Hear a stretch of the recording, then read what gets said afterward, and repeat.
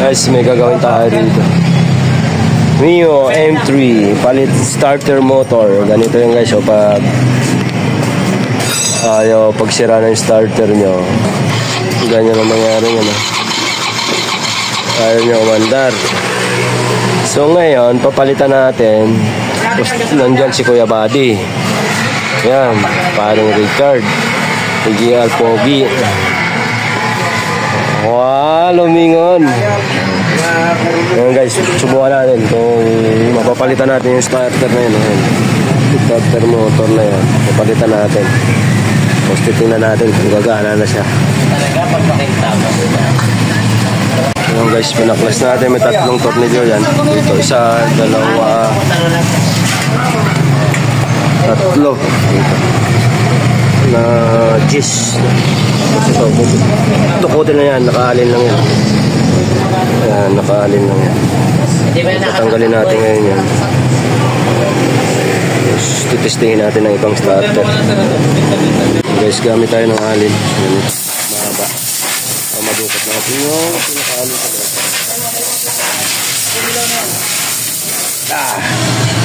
Alam mo yan. Matigas. Okay, so paano magtanggal ng starter motor sa ating Mio 125? Tanggalin mo lang yan. Dalaw lang yan. Dalaw lang yan doon. Dalawang alin.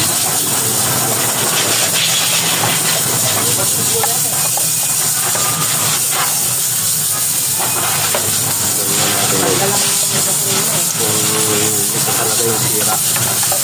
Pag ayaw mag-start.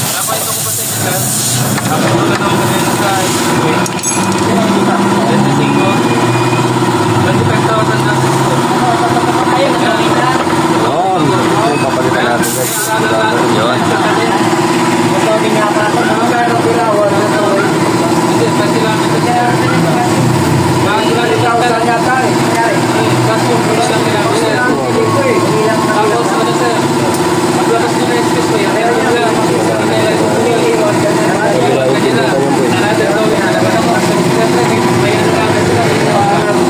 Palitan natin ito.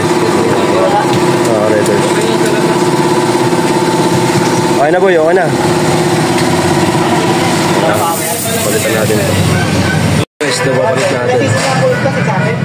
Starter 888. Ayan guys. Palitan natin ito dito. Hindi yun o. Ganyan yun o. Palitan natin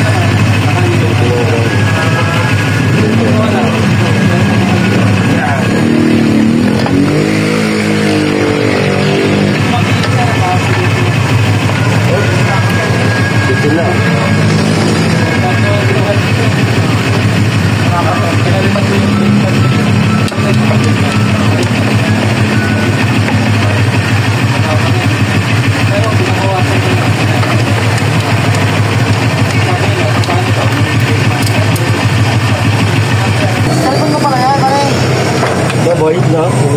Vlog kami kasi hati kami dito. Kitain na ito.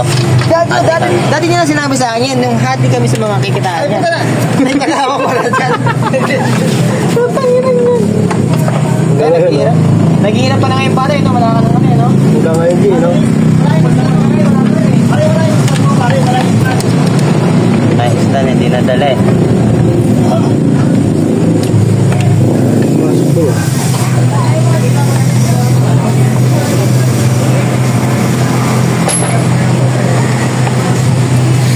Guys, sikita na lang natin yan.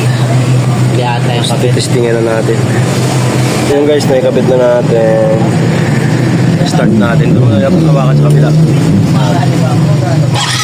Yun, no? One click. Ito yung problema guys. Ito na sira.